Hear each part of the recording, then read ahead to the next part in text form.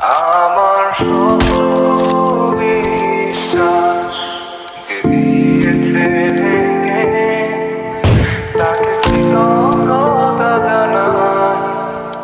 সে দিয়েছে আমার অন্ধ চোখে আলো, যার বিশালতার মাঝে আমি একটুকু পাইনি ঠাই।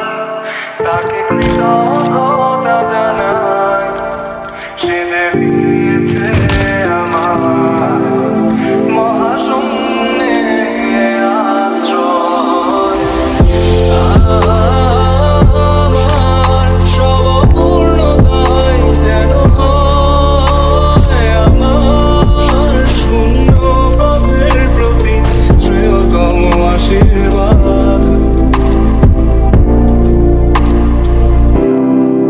যখন স্বর্গদ্বারে